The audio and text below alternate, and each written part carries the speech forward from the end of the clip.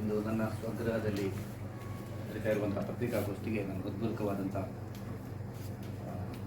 ಸ್ವಾಗತವನ್ನು ಬಯಸ್ತಾ ಇದ್ದೀನಿ. ನೈಋತ್ಯ ಪದವೀಧರ ಮತ್ತು ಶಿಕ್ಷಕರ ಕ್ಷೇತ್ರದ ಚುನಾವಣೆ ಜೂನ್ 3ಕ್ಕೆ ಘೋಷಣೆ ಆಗಿರುವುದು ನಮಗೆಲ್ಲರಿಗೂ ಗೊತ್ತಿದೆ. ಪಕ್ಷದಲ್ಲಿ ನೈಋತ್ಯ ಪದವೀಧರ ಕ್ಷೇತ್ರಕ್ಕೆ ಟಿಕೆಟ್ ಆಕಾಂಕ್ಷಿಯಾಗಿ ನಾನು ಭಾಳ ಸಮಯದಿಂದ ಕೆಲಸ ಮಾಡಿದ್ದೇನೆ. ಕಳೆದ ವಿಧಾನಸಭಾ ಚುನಾವಣೆಯಲ್ಲಿ ನನಗೆ ಕೊನೆಯ ಕ್ಷಣದಲ್ಲಿ, ಅಂದರೆ ಟಿ ವಿ ನೋಡುವಾಗಲೇ ನನಗೆ ಅಭ್ಯರ್ಥಿತನ ಇಲ್ಲ ಅಂತ ಹೇಳುವಂಥದ್ದು ಗೊತ್ತಾಯಿತು. ಸಂಜೆವರೆಗೂ ನೀವೇ ಕ್ಯಾಂಡಿಡೇಟ್ ಅಂತ ಹೇಳುವಂಥದ್ದು ನಮ್ಮೆಲ್ಲ ರಾಷ್ಟ್ರೀಯ ರಾಜ್ಯ ಮಟ್ಟದ ನಾಯಕರುಗಳು ಹೇಳ್ತಾ ಇದ್ದರು. 9 ಗಂಟೆಗೆ ಟಿ ವಿಯಲ್ಲಿ ಘೋಷಣೆ ಆಗುವಾಗ ನಾನು ಕ್ಯಾಂಡಿಡೇಟ್ ಅಲ್ಲ ಅಂತ ಗೊತ್ತಾಯಿತು. ಸ್ವಲ್ಪ ಭಾವುಕನಾದೆ ಆ ಸಂದರ್ಭದಲ್ಲಿ. ಯಾಕೆ ಹೀಗಾಯಿತು, ನನ್ನನ್ನು ನಡೆಸ್ಕೊಂಡಂಥ ರೀತಿ ಸರಿ ಇರಲಿಲ್ಲ ಅಂತ ಹೇಳುವಂಥದ್ದಾಗಿತ್ತು. ನನಗೆ ಬೇರೆ ಬೇರೆ ಪಕ್ಷಗಳಿಂದ ನೀವು ಬಂದು ಸ್ಪರ್ಧೆ ಮಾಡಿ ಅಂತ ಹೇಳುವಂಥ ಒಂದು ಬೇಡಿಕೆಗಳು ಇತ್ತು. ಪಕ್ಷೇತರವಾಗಿ ಸ್ಪರ್ಧಿಸಿ ಅಂತ ನಮ್ಮ ಪಕ್ಷದ ಕಾರ್ಯಕರ್ತರು ಹೇಳಿದರು. ಆದರೆ ಆ ದಿವಸ ನಾನು ರಾತ್ರಿಡೀ ಯೋಚನೆ ಮಾಡಿ ಒಂದು ನಿರ್ಧಾರಕ್ಕೆ ಬಂದಿದ್ದೆ. ಏನು ಅಂದರೆ, ಈ ಚುನಾವಣೆ ರಾಜ್ಯದ ಸರ್ಕಾರ ನಿರ್ಮಾಣ ಆಗುವಂಥ ಚುನಾವಣೆ ಮತ್ತು ಒಬ್ಬ ಕಾರ್ಯಕರ್ತನಿಗೆ ಅಭ್ಯರ್ಥಿತನವನ್ನು ಕೊಟ್ಟಿದ್ದಾರೆ ಯಶ್ಪಾಲ್ ಸ್ವಾಮಿ. ಆ ದೃಷ್ಟಿಯಿಂದ ನಾನು ಪಕ್ಷದ ಪರವಾಗಿ ಕೆಲಸ ಮಾಡ್ತೇನೆ ಅಂತ ಹೇಳುವ ನಿರ್ಧಾರ ಮಾಡಿ ಅದೇ ದಿವಸದಿಂದ ಪಕ್ಷದ ಪರವಾಗಿ ಪೂರ್ತಿ ಕೆಲಸ ಮಾಡಿ ಅಭ್ಯರ್ಥಿ ಮತ್ತು ನಾವು ಜೊತೆಯಾಗಿ ನನ್ನದೇ ಕಾರ್ನಲ್ಲಿ ಅಭ್ಯರ್ಥಿ ನಮಗೆ ಘೋಷಣೆ ಆದ ದಿವಸದಿಂದ ಚುನಾವಣೆ ಮುಗಿಯುವವರೆಗೂ ಜೊತೆಯಾಗಿ ನಾವು ಕೆಲಸ ಮಾಡಿ ಉಡುಪಿ ವಿಧಾನಸಭಾ ಕ್ಷೇತ್ರದಲ್ಲಿ ಸುಮಾರು 33,000 ಲೀಡನ್ನು ಪಕ್ಷಕ್ಕೆ ನೀಡಿದೆ. ಆನಂತರದ ಸಂದರ್ಭದಲ್ಲಿ ನಾನಾಗ ನಿಮ್ಮ ಮನಸ್ಸಿನಲ್ಲಿ ಒಂದು ಮಾತನ್ನು ಹೇಳಿದ್ದೆ. ನನ್ನ ನಿರ್ಧಾರವನ್ನು ಪ್ರಕಟಿಸ್ತೇನೆ ಅಂತ ಹೇಳಿದ್ದೆ. ಫಸ್ಟ್ ನೀವು ಬೆಳಿಗ್ಗೆ ನೀವು ಪತ್ರಿಕೆಯವರು ಬಂದ ಏನು ನಿಮ್ಮ ನಿರ್ಧಾರ ನೀವು ಕೇಳಿದ್ರಿ, ಪಕ್ಷೇತರ ನಿಲ್ತೀರಾ ಬೇರೆ? ಆಗ ನಾನು ಹೇಳ್ತೇನೆ.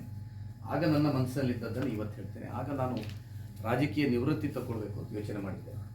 ನನಗಾದಂಥ ನೋವನ್ನು ತಿಳಿಸಿ ರಾಜಕೀಯ ನಿವೃತ್ತಿ ತಗೊಳ್ಬೇಕು ಯೋಚನೆ ಮಾಡಿದ್ದೆ. ಆದರೆ ಮತ್ತೆ ಅನಿಸಿತು, ನಾನು ಈಗ ರಾಜಕೀಯ ನಿವೃತ್ತಿ ತಗೊಂಡ್ರೆ ನಮ್ಮ ನಿಲ್ಲಿಸಿದ ಕ್ಯಾಂಡಿಡೇಟ್ ಸೋತರೆ ಅದು ನನಗೆ ಒಂದು ಮನಸ್ಸಿಗೆ ಮತ್ತು ಜೀವನ ಪರ್ಯಂತ ಒಂದು ವೇದನೆ ಇರ್ತದೆ ಅಂತ ಯೋಚನೆ ಮಾಡಿ, ಇಲ್ಲ ಕೆಲಸ ಮಾಡಿ ಮತ್ತೆ ರಾಜಕೀಯ ನಿವೃತ್ತಿ ತಗೊಳ್ಳೋಣ ಅಂತ ಯೋಚನೆ ಮಾಡಿದೆ.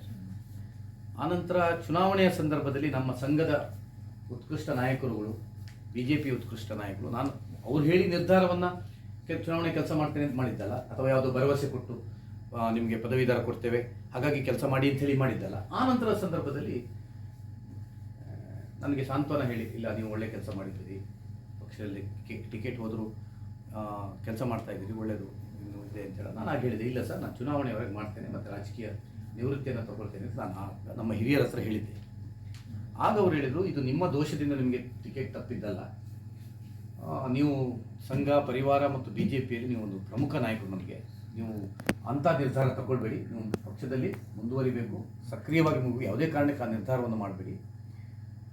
ನಿಮ್ಮ ಮನಸ್ಸಲ್ಲಿ ಏನಾದರೂ ನೀವು ಸಕ್ರಿಯವಾಗಿರಬೇಕಾದ್ರೆ ಏನು ಮಾಡ್ಬೋದು ಅಂತ ಹೇಳುವಂಥದ್ದು ಇದೆಯಾ ಅಂತ ಆ ಕಾಲದಲ್ಲೇ ಕೇಳಿ, ಚುನಾವಣೆ ಸಂದರ್ಭದಲ್ಲಿ ಮಧ್ಯದಲ್ಲಿ ಬಂದಿದ್ದು ನಮ್ಮ ಹಿರಿಯರು, ಅವರೆಲ್ಲ ಈ ನಿರ್ಧಾರ ಮಾಡುವಂಥ ಶಕ್ತಿಯಲ್ಲಿರುವಂಥದ್ದು. ನಾನಾಗ ಹೇಳಿದೆ, ನಿಮಗೆ ಅಂದರೆ ಸಂಘಟನೆಗೆ, ಪಕ್ಷಕ್ಕೆ ರಘುಪತಿ ಭಟ್ರನ್ನು ದೂರವೇ ಇಡಬೇಕು ಚುನಾವಣಾ ರಾಜಕೀಯ ಅಂತ ಹೇಳಿದರೆ ನೀವು ನಿರ್ಧಾರ ಮಾಡಿ, ತೊಂದರೆ ಇಲ್ಲ. ಆದರೆ ಇದ್ಯಾವುದೋ ಸಾಮಾಜಿಕ ನ್ಯಾಯಕ್ಕೋಸ್ಕರ, ಜಾತಿಗೋಸ್ಕರ ಈ ಸರ್ತಿ ಇದು ಮೀನುಗಾರರಿಗೆ 3 ಜಿಲ್ಲೆಯಲ್ಲಿ ಯಾರು ಕೊಡಬೇಕು, ಉಡುಪಿಯಲ್ಲಿ ಯಾರು ನಿಂತರೂ ಗೆಲ್ತಾರೆ, ಈ ಸೂತ್ರವನ್ನು ನನಗೆ ಹೇಳಿದರು. ಕಾಪುವಲ್ಲಿ ಗುರುಮೇ ಸುರೇಶ್ ಶೆಟ್ಟರ್ ಮಾತ್ರ ಗೆಲ್ಲೋದು, ಯಶ್ಪಾಲ್ ಆದರೆ ಗೆಲ್ಲೋದು, ಇದೆಲ್ಲ ಅಭಿಪ್ರಾಯ ಬಂದಿದೆ ಅಂತ ಅವರು ಹೇಳಿದರು. ಇದೇ ಹೌದು ಅಂತಾದರೆ ಪದವೀಧರ ಕ್ಷೇತ್ರದಲ್ಲಿ ಐನೂರು ಮಂಜುನಾಥರು ಆಗಾಗಲೇ ರಾಜೀನಾಮೆ ಕೊಟ್ಟಿದ್ದರು. ಕಾಂಗ್ರೆಸ್ ಅವರು ಹಾಗೆ JDS ಸೇರಿ ನಿಲ್ತಾ ಇದ್ರು. ಅದು ರಾಜೀನಾಮೆ ಆಲ್ರೆಡಿ ಕೂಡ ಅದು ಖಾಲಿ ಇತ್ತು. ನಾನು ಹೇಳಿದೆ, ನೀವು ಅದನ್ನು ಆಗ ಬೈ ಎಲೆಕ್ಷನ್ ಬರ್ತದೆ ಅಂತ ನಾವು ಯೋಚನೆ ಮಾಡಿದ್ದು, ನೀವು ಅದನ್ನು ನನಗೆ ಕೊಡ್ತೀರಿ ಅಂತಾದರೆ ನಾನು ಖಂಡಿತವಾಗಿ ನನಗದು ಸೂಕ್ತವಾದಂಥ ಪ್ಲೇಸ್ MLA ಅಲ್ಲದಿದ್ದರೆ ನಾನು ಆ ಎಜುಕೇಷನ್ ಮತ್ತು ಈ ಉನ್ನತ ಶಿಕ್ಷಣ ಇದರಲ್ಲೆಲ್ಲ ನಾನು ಸ್ವಲ್ಪ ಕೆಲಸ ಮಾಡಿದವನು ಅಂತೇಳಿ ನಾನು ಹೇಳಿದೆ. ಖಂಡಿತವಾಗಿ ಭರವಸೆ ಅಂತ ಹೇಳಿದ್ದಲ್ಲ, ಖಂಡಿತವಾಗಿ ಅದರ ಬಗ್ಗೆ ನಾವು ಚರ್ಚೆ ಮಾಡೋಣ ಅಂತ ಹೇಳಿದ್ರು. ಚುನಾವಣೆ ಮುಗಿದ ಮೇಲೆ ನಾನು ನಮ್ಮ ಎಲ್ಲ ಪಕ್ಷದ ಹಿರಿಯರ ಹತ್ರ ಮೆತ್ತಗಾಗಿದ್ದೇನೆ. ಜೂನ್ ಜುಲೈಯಲ್ಲಿ ಏನು ಮಾಡಬೇಕು ನಾನು ಅಂತ ಹೇಳಿ ಆಗ ನಾನು ಹೇಳಿದ್ದೇನೆ ಎಲ್ಲರ ಹತ್ರ, ನಮ್ಮ ರಾಷ್ಟ್ರೀಯ ಸಂಘಟನಾ ಪ್ರಧಾನ ಕಾರ್ಯದರ್ಶಿಯಿಂದ ಹಿಡಿದು ರಾಜ್ಯದ ಸಂಘಟನಾ ಪ್ರಧಾನ ಕಾರ್ಯದರ್ಶಿಗಳು, ರಾಜ್ಯಾಧ್ಯಕ್ಷರು, ಯಾರೆಲ್ಲ ನಮ್ಮ ನಾಯಕರು ಯಡಿಯೂರಪ್ಪನವರಿಂದ ಹಿಡಿದು ಎಲ್ಲರ ಹತ್ರ ನಾನು ಹೇಳಿದ್ದೇನೆ, ನನಗೆ ಪದವೀಧರ ಕ್ಷೇತ್ರಕ್ಕೆ ನಾನು ಯಾರು ಚುನಾವಣೆ ಘೋಷಣೆ ಅಲ್ಲ, ಆಗ ನಾವು ಬೈ ಎಲೆಕ್ಷನ್ ಆಗ್ತದೆ ಅಂತ ಹೇಳುವ ದೃಷ್ಟಿಯಿಂದ ನನಗೆ ಪದವೀಧರ ಕೊಟ್ಟರೆ ನಾನು ಮಾಡ್ತೇನೆ, ನನಗದೊಂದು ಸೂಕ್ತವಾಗ್ತದೆ ಅಂತ ಹೇಳಿದ್ದು. ಆ ನಂತರದ ಸಂದರ್ಭದಲ್ಲಿ ಮತ್ತೊಮ್ಮೆ ರಾಜ್ಯ ಮಟ್ಟದ ಎಲ್ಲ ನಾಯಕರು ಇರುವಾಗ ನೀವು ಎನ್ರೋಲ್ ಶುರುವಾಗೋದಕ್ಕಿಂತ ಮೊದಲು ನೀವು ಎಲ್ಲ ನಾಯಕರ ತಮ್ಮ ಎನ್ರೋಲ್ ಶುರು ಮಾಡಿ, ಜಾಸ್ತಿ ಎನ್ರೋಲ್ ಮಾಡಿ, ನಿಮಗೆ ನಾವು ಜಗಳ ಮಾಡಿಯಾರು ನಿಮ್ಮ ಸೀಟ್ ಕೊಡ್ತೇವೆ ಅಂತ ಪಕ್ಷದ ನಾಯಕರುಗಳು ನಮಗೆ ಆಗ ಭರವಸೆಯನ್ನು ಕೊಟ್ಟಿದ್ದರು. ಆ ಪ್ರಕಾರ ನೀವು ಎಲ್ಲ ನೋಡಿದ್ದೀರಿ, ವಿಶೇಷ ಗಮನ ಕೊಟ್ಟು ನಾನು ಈ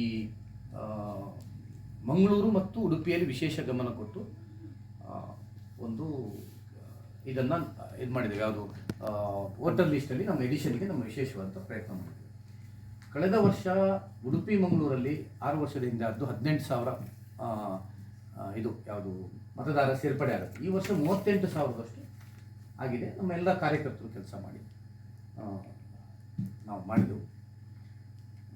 ಆನಂತರದ ಸಂದರ್ಭದಲ್ಲಿ ನನಗೆ ಶಿವಮೊಗ್ಗ ಲೋಕಸಭೆಯ ಪ್ರಭಾರಿಯನ್ನು ಕೊಟ್ಟು ಸುಮಾರು 42 ದಿವಸ ಪಕ್ಷದ ಪರವಾಗಿಯಲ್ಲಿ ನನ್ನ ಕೊಟ್ಟಂಥ ಜವಾಬ್ದಾರಿಯನ್ನು ಭಾಳ ಯಶಸ್ವಿಯಾಗಿ ನಿರ್ವಹಿಸಿದೆ. ನಾನು ಆಗಲೂ ಹೇಳ್ತಾ ಇದ್ದೆ, ನೀವು ಕ್ಯಾಂಡಿಡೇಟ್ ಬೇಗ ಡಿಕ್ಲೇರ್ ಮಾಡಿ, ತುಂಬ ಕೆಲಸ ಇದೆ, 5 ಜಿಲ್ಲೆಗಳಲ್ಲಿ ಇದಕ್ಕೆ ಕೆಲಸ ಮಾಡಬೇಕು. ಕಾಂಗ್ರೆಸ್ ಈಗಾಗಲೇ ಶಿಕ್ಷಕರು ಮತ್ತು ಪದವೀಧರ ಎರಡರದ್ದು ಕ್ಯಾಂಡಿಡೇಟ್ ಮಾಡಿ ಆಗಿದೆ, ನೀವು ಡಿಕ್ಲೇರ್ ಮಾಡಿ ಅಂತ ಹೇಳಿದಾಗ, ಇಲ್ಲ ಲೋಕಸಭೆ ಎಲೆಕ್ಷನ್ ನಂತರ ಮಾಡ್ತೇವೆ, ಕೆಲವೆಲ್ಲ ಒತ್ತಡ ಇದೆ ನಮಗೆ ಅಂತ ಹೇಳ್ತಾ ಇತ್ತು. ಕೊನೆಗೆ ಈಗ ಘೋಷಣೆ ಆಗುವಾಗ ಧನಂಜಯ ಸರ್ಜಿ ಘೋಷಣೆ ಆಗೋದನ್ನು ನಾನು ಮಾಡಿದೆ.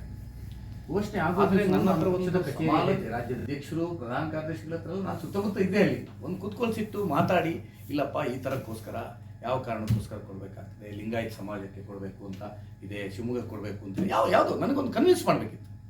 ಇಲ್ಲಪ್ಪ ಈ ಕಾರಣಕ್ಕೋಸ್ಕರ ಕೊಡ್ತಾರೆ, ಅದು ನನಗೆ ಕನ್ವಿನ್ಸ್ ಆಗಿಲ್ಲ. ಇದು ಕೊಟ್ಟದ್ದು ಸೀಟು ಒಂದು ಪಕ್ಷದ ಒಬ್ಬ ಕಾರ್ಯಕರ್ತನ ಪರವಾದಂಥ ನಿಲುವಲ್ಲ ಅಂತ ನನ್ನ ಮನಸ್ಸಿಗೆ ನೋವಾಯಿತು. ಹಾಗಾಗಿ ನಾನು ಟ್ವೀಟನ್ನು ಮಾಡಿದೆ. ನಾನು ಹೇಳಿದೆ ಎಲ್ಲರ ಹತ್ರ ಮೀಟನ್ನು, ನೀವು ನನಗೆ ಶಿವಮೊಗ್ಗಕ್ಕೇ ಕೊಡಬೇಕು ನಿಮಗೆ ಅಂತಾದರೆ, ಗಿರೀಶ್ ಪಟೇಲ್ ಇದ್ದಾರೆ, ತುಂಬ ಸೀನಿಯರ್ ಸರ್ ಅವರು, ಮತ್ತೆ ನನಗಾರು 3 ಟರ್ಮ್ MLA ಆಗಿದ್ದೇನೆ, ಅವ್ರು ಏನೂ ಆಗಲಿಲ್ಲ, ಪಕ್ಷ ಕೆಲಸ ಮಾಡ್ತಾರೆ, ಈಗಲೂ ಮಾಡ್ತಾ ಇದ್ದಾರೆ. ದತ್ತಾತ್ರೇಯ ಅಂತ ಇದ್ದಾರೆ, ತುಂಬ ಜನ ಅಲ್ಲಿದ್ದಾರೆ, ನಾನು ಎಷ್ಟು ಕೇಳಿದವ್ರು ತುಂಬ ಜನ ಇದ್ದಾರೆ, ಅವ್ರಿಗೆ ಯಾರಿಗಾರು ಕಾರ್ಯಕ್ರಮ ನಾವು ಸಮಾಧಾನ ಪಡ್ಕೊಳ್ತೇವೆ. ಬಟ್ ಅದೆಲ್ಲ ಬಿಟ್ಟು ಒಂದು ಇತ್ತೀಚೆಗೆ ಬಂದವರಿಗೆ ಅವರ ಜಾತಿಯ ಬಲ, ಹಣದ ಬಲದಿಂದ ಇವತ್ತು ಆಗಿದೆ. ಅದು ನನಗೆ ಮನಸ್ಸಿಗೆ ತುಂಬ ಬೇಜಾರಾಯಿತು. ಪ್ರಾಯಶಃ ಅದೊಂದು ಟರ್ನಿಂಗ್ ಪಾಯಿಂಟ್ ಆಯಿತು ಅಂತ ನಾನು ಭಾವಿಸ್ತೇನೆ. ನನ್ನ ಫೇಸ್ಬುಕ್ಕಿನ ಅದರ ಮೇಲೆ ನನಗೆ ನಮ್ಮ ಕ್ಷೇತ್ರದಲ್ಲಿ ಮತದಾನದಲ್ಲಿ ಇದು ಮಾಡಿದವರು, ಯಾವುದು ಎನ್ರೋಲ್ ಮಾಡಿದವರು, ನಾನು ಹೋಗಿ ಹೋಗಿ ಹೋಗಿ ಹೋಗಿ ಸುಮಾರು 2-3 ತಿಂಗಳು ಹೋಗಿ ಎನ್ರೋಲ್ ಮಾಡಿದವರದ್ದು ತುಂಬ ಫೋನ್ಗಳು ಬರಲಿಕ್ಕೆ ಪ್ರಾರಂಭ ಆಯಿತು. ಇನ್ಸ್ಟಿಟ್ಯೂಷನ್ ಹೆಡ್ಸ್ಗಳು, ಶಿಕ್ಷಕರುಗಳು ಮತ್ತು ಯಾರು ಪದವೀಧರ ಅಂತ ಹೇಳ್ಬೋದು, ಇಲ್ಲ ಸರ್ ನಿಮಗೆ ಪ್ರತಿ ಸತಿ ಅನ್ಯಾಯ ಆಗ್ತಾ ಇದೆ, ಈ ಚುನಾವಣೆಯಲ್ಲಿ ನೀವು ಸ್ಪರ್ಧೆ ಮಾಡಬೇಕು, ಪಕ್ಷೇತರಾಗಿ ನಾವೆಲ್ಲ ನಿಮ್ಮ ಜೊತೆ ಇದ್ದೇವೆ, ಇದೇನು ಯಾವುದೇ ಪಕ್ಷದ ವಿರುದ್ಧ ಅಲ್ಲ, ನಾವು ಒಂದು ವಿಧಾನ ಪರಿಷತ್ ಆಯ್ಕೆ ಮಾಡುವಂಥದ್ದು. ಕಡೆಗೆ ನಾನು ನಿನ್ನೆ ಇವತ್ತು ಎಲ್ಲ ಯೋಚನೆ ಮಾಡಿ ಈಗ ಒಂದು ನಿರ್ಧಾರಕ್ಕೆ ಬಂದಿದ್ದೇನೆ. ನಾನು ನೈಋತ್ಯ ಪದವೀಧರ ಕ್ಷೇತ್ರದಲ್ಲಿ ಪಕ್ಷೇತರ ಅಭ್ಯರ್ಥಿಯಾಗಿ ಸ್ಪರ್ಧೆ ಮಾಡಿ ಕಾರ್ಯಕರ್ತರ ಒಂದು ಪ್ರತಿನಿಧಿಯಾಗಿ, BJPಯ ಕಾರ್ಯಕರ್ತರ ಪ್ರತಿನಿಧಿಯಾಗಿ ನಾನು ಸ್ಪರ್ಧೆ ಮಾಡಬೇಕು ಅಂತ ಹೇಳುವಂಥ ನಿರ್ಣಯವನ್ನು ಮಾಡಿದ್ದೇನೆ. ಯಾಕೆ ಮಾಡಿದ್ದೇನೆ ನಿಮಗೆಲ್ಲ ಅನಿಸಿರ್ಬೋದು, ಪಕ್ಷಕ್ಕೆ ಇಷ್ಟು ನಿಷ್ಠೆ ಅಂತ ಹೇಳಿದಂಥವ್ರು, ಪಕ್ಷದ ಪರವಾಗಿ ಇರ್ತೇನೆ ಅಂತ ಹೇಳಿದಂಥವ್ರು, ಇವರು ಯಾಕೆ ಈ ನಿರ್ಧಾರವನ್ನು ಮಾಡಿದ್ದಾರೆ ಅಂತ ನೀವು ಕೇಳ್ಬೋದು. ಇದು ಯಾವುದೇ ಒಂದು ದೇಶದ ಸರ್ಕಾರ ರಚನೆ ಮಾಡುವ ಚುನಾವಣೆ ಅಲ್ಲ. ಲೋಕಸಭೆ ಆದರೆ ಯಾರು ಪ್ರಧಾನಮಂತ್ರಿ ಆಗಬೇಕು, ಆಗ ಯಾರೋದೊಬ್ಬ ಲೋಕಸಭೆಗೆ ಆ ಸದಸ್ಯ ಸೋತರೆ ನಮಗೊಂದು ಸೀಟ್ ಕಮ್ಮಿ ಆಗ್ತದೆ ಅಂತ ಹೇಳುವಂಥ ಚುನಾವಣೆ ಅಲ್ಲ. ಅಥವಾ ರಾಜ್ಯ ಸರ್ಕಾರದ ಚುನಾವಣೆ ಅಲ್ಲ. ವಿಧಾನಸಭೆ ಚುನಾವಣೆ ಆದರೆ ಒಂದು ಕ್ಯಾಂಡಿಡೇಟ್ ಎದುರು ನಿಂತು ಎಲ್ಲರೂ ಒಂದು ಸೀಟ್ ಕಮ್ಮಿ ಆದರೆ ಸರ್ಕಾರಕ್ಕೆ ತೊಂದರೆ ಆಗ್ತದೆ ಅಂತ ರಾಜ್ಯ ಸರ್ಕಾರದ ಚುನಾವಣೆ ಇಲ್ಲ. ಇದೊಂದು ಪದವೀಧರರ ವಿಧಾನ ಪರಿಷತ್ ಚುನಾವಣೆ.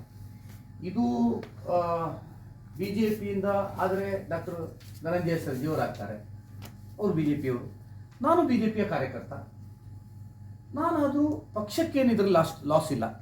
ಅಥವಾ ಪಕ್ಷದ ಸರ್ಕಾರ ರಚನೆಗಳಿಗೆ ಈಗ ಒಂದು ಧನಂಜಯ ಸರ್ಜಿಯವರು BJPಯದ್ದೇ ವಿಧಾನ ಪರಿಷತ್ ಸದಸ್ಯರಾಗಿ ಆದರೆ ಸರ್ಕಾರಕ್ಕಲ್ಲಿ ಏನು ರಚನೆಗೇನು ವ್ಯತ್ಯಾಸ ಬರುವಂಥದ್ದಿಲ್ಲ.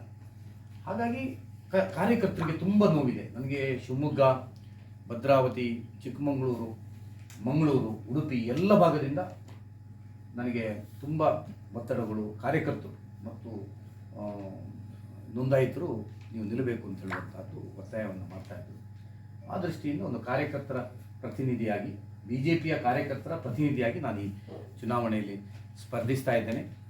ಈ ಚುನಾವಣೆಯಲ್ಲಿ ಗೆದ್ದ ನಂತರವೂ ನಾನು ಬಿ ಜೆ ಪಿಗೆ ಹೋಗುವಂಥದ್ದು, ಈ ಚುನಾವಣೆಯಲ್ಲಿ ಅಪ್ಪಿತಪ್ಪಿ ಸೋತರು ಮತ್ತು ಬಿ ಜೆ ಪಿಗೆ ಹೋಗುವಂಥದ್ದು. ನಾನು ಬಿ ಜೆ ಪಿಯ ಒಬ್ಬ ನಿಷ್ಠಾವಂತ ಕಾರ್ಯಕರ್ತ. ಈ ಪ್ರಕ್ರಿಯೆಗಳು ತಪ್ಪಾಗಿದೆ, ಇದರ ಬಗ್ಗೆ ಕಾರ್ಯಕರ್ತರಿಗೆ ತುಂಬ ನೋವಿದೆ. ಆ ನೋವಿನ ಪ್ರತಿನಿಧಿಯಾಗಿ ನಾನು ಸ್ಪರ್ಧೆ ಮಾಡ್ತಾ ಇದ್ದೇನೆ. ಇದೇನು ಬಂಡಾಯ ಅಂತಲ್ಲ, ಅಥವಾ ಪಕ್ಷದ ವಿರುದ್ಧ ಅಂತಲ್ಲ, ಅಥವಾ ಯಾವುದೋ ನಾಯಕರ ವಿರುದ್ಧ ಅಂತಲ್ಲ. ಇದು ನಾನು ವೈಯಕ್ತಿಕವಾಗಿ ನಿಮಗೆ ಹೇಳ್ತೇನೆ. ನಾನು ಶಾಸಕನಾಗಿ 2001ರಿಂದ ನಗರಸಭಾ ಸದಸ್ಯನಾಗಿ, 2004ರಿಂದ ಇವತ್ತಿನವರೆಗೆ, ಮೊನ್ನೆ 23ನೇ ಇಸ್ವಿಯವರೆಗೆ ಶಾಸಕನಾಗಿ, ಜನಪ್ರತಿನಿಧಿಯಾಗಿ ಸಕ್ರಿಯವಾಗಿದ್ದಂಥವು. ನನಗೀಗ ಕೆಲಸ ಮಾಡುವಂಥ ಉಮೇದಿದೆ. ಆ ಸತಿ ತಪ್ಪಿ ಹೋಯಿತು. ಈ ಸತಿ ವಿಧಾನ ಪರಿಷತ್ ಕೊಡ್ತಾರೆ ಅಂತ ವಿಶ್ವಾಸ ಇತ್ತು.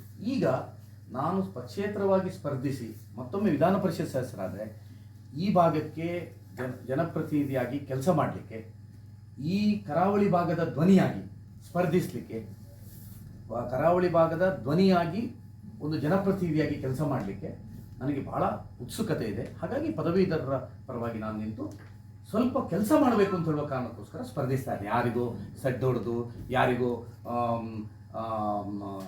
ಬಂಡಾಯವಾಗಿ ನಾನು ನಿಲ್ಲೋದಲ್ಲ. ನನಗೆ ಬೇಕು, ನನಗೆ ವಿಧಾನ ಪರಿಷತ್ ಸದಸ್ಯನಾಗಿ ನನಗೆ ಕೆಲಸ ಮಾಡಬೇಕು, ಈ ಕ್ಷೇತ್ರದಲ್ಲಿ ಕೆಲಸ ಮಾಡಬೇಕು. ಎರಡನೇದು, ಇವತ್ತು ಕರಾವಳಿ ಭಾಗವನ್ನು ಸಂಪೂರ್ಣ ನಿರ್ಲಕ್ಷ್ಯ ಆಗಿದೆ. 40 ವರ್ಷದಿಂದ, ದಶಕಗಳಿಂದ, 4 ದಶಕಗಳಿಂದ ಕರಂಬಳ್ಳಿ ಸಂಜೀವ್ ಶೆಟ್ಟರು ನನ್ನ ಗುರುಗಳು, ನನ್ನನ್ನು 7ನೇ ಕ್ಲಾಸಲ್ಲಿ ಕೈಯಲ್ಲಿ ಹೀಗೆ ಹಿಡ್ಕೊಂಡು, ಇಲ್ಲಿ ಇದೆ ನಮ್ಮ ನೆರೆಮನೆಯವರು, ಫೀಲ್ಡಿಗೆ ಕರ್ಕೊಂಡು ಹೋದಂಥವ್ರು ಮತ್ತು ನನ್ನ ವೃತ್ತಿ ಜೀವನಕ್ಕೂ ಅವರು ಮಾರ್ಗದರ್ಶನ ಮಾಡಿದ್ರು. ಕರಂಬಳ್ಳಿ ಅವರು ಶಿಕ್ಷಕರ ಕ್ಷೇತ್ರದಲ್ಲಿ ಇಲ್ಲಿ ಪ್ರತಿನಿಧಿಸಿದಂಥವ್ರು. ಆಚೆಯಿಂದ ಶಂಕರಮೂರ್ತಿಯವರು. ಎರಡೂ ಚುನಾವಣೆಯು ನಾವು ಗೆಲ್ತಾ ಇತ್ತು, ಎಲ್ಲ ವಿಧಾನಸಭೆಗಳನ್ನು ಸೋಲುವಂಥ ಸಂದರ್ಭದಲ್ಲಿ. ಆಗದಿಂದ ಇವತ್ತಿನವರೆಗೆ ಶಿಕ್ಷಕರು ಇಲ್ಲಿ ಇದ್ದರೆ ಪದವೀಧರ ಘಟ್ಟದ ಮೇಲೆ, ಘಟ್ಟದ ಕೆಳಗೆ ಘಟ್ಟದ ಮೇಲೆ ಅಂತ ಹೇಳುವ ಪಾಲಿಸಿ ಒಂದು ಬಿ ಜೆ ಪಿಯಲ್ಲಿ ಸಂಪ್ರದಾಯ ಹಿಂದಿನಿಂದ ಇತ್ತು. ಈ ಬಾರಿ ಓಕೆ, ಮೈತ್ರಿಯ ಕಾರಣಕ್ಕೋಸ್ಕರ JDSಗೆ ಇದನ್ನು ಬಿಟ್ಟುಕೊಟ್ಟಿದ್ದಾರೆ. ಆಗ ಸ್ವಾಭಾವಿಕವಾಗಿ ಸೂತ್ರದ ಪ್ರಕಾರ ಉಡುಪಿ ಮಂಗಳೂರಿಗೆ ಇದನ್ನು ಬಿಟ್ಟುಕೊಡ್ಬೇಕಿತ್ತು. ಯಾಕಂದರೆ ಉಡುಪಿ ಮಂಗಳೂರಲ್ಲಿ ಬಹಳ ದೊಡ್ಡ ಸಂಖ್ಯೆಯ ಮತದಾರರು ನೋಂದಣಿಯಾಗಿದ್ದಾರೆ. 38,000 ಮತದಾರರು ಉಡುಪಿ ಮಂಗಳೂರಲ್ಲಿ ನೋಂದಾಯಿತರಾಗಿದ್ದಾರೆ. ಮತ್ತು ಶಿಕ್ಷಕರು ಒಂದು ಭಾಗ ಇದ್ದಾಗ ಪದವೀಧರು ಒಂದು ಭಾಗ ಇರಲೇಬೇಕಾಗ್ತದೆ ವಿಧಾನ ಪರಿಷತ್ತಲ್ಲಿ. ಆ ದೃಷ್ಟಿಯಿಂದ ನಮ್ಮ ಒಂದು ಭೌಗೋಳಿಕವಾದಂಥ ಅನ್ಯಾಯವು ನಮ್ಮ ಕರಾವಳಿಗೆ ಆಗಿದೆ. ಅದರ ಧ್ವನಿಯಾಗಿಯೂ ನಾನು ಸ್ಪರ್ಧಿಸಬೇಕು ಅಂತ ಮಾಡಿದ್ದೇನೆ. ಎಲ್ಲದಕ್ಕಿಂತ ಹೆಚ್ಚಾಗಿ ನಾನು ಭಾಳ ಇನ್ನೊಮ್ಮೆ ಸ್ಪಷ್ಟಪಡ್ತೇನೆ, ನಾನು ಯಾವುದೋ ಪಕ್ಷದ ವಿರುದ್ಧ, ಪಕ್ಷದ ಬಂಡಾಯ, ಪಕ್ಷದ ಎಗೇನ್ಸ್ಟ್, ಯಾರನ್ನು ಸೋಲಿಸಲಿಕ್ಕೆ ಇದಕ್ಕೆಲ್ಲ ಅಲ್ಲ. ನಾನು ವಿಧಾನ ಪರಿಷತ್ ಸದಸ್ಯನಾಗಿ ಈ ಕ್ಷೇತ್ರದಲ್ಲಿ ಪದವೀಧರ ಪರವಾಗಿ, ಶಿಕ್ಷಕರ ಪರವಾಗಿ ಕೆಲಸ ಮಾಡಬೇಕು ಅಂತ ಹೇಳಿ ಉತ್ಸುಕತೆ ಇದೆ. ಯಾಕಂದರೆ ನಾನು ಕೆಲಸ ಮಾಡುವಂಥವ್ರು, ನೀವೆಲ್ಲ ನೋಡಿದ್ದೀರಿ. 3 ಬಾರಿ ಶಾಸಕರಿದ್ದಾಗಲೂ ನಾನು ಆ್ಯಕ್ಟಿವ್ ಆಗಿ ಕೆಲಸ ಮಾಡ್ತಾ ಇದ್ದದ್ದು ವಿಭಿನ್ನ ರೀತಿಯಲ್ಲಿ.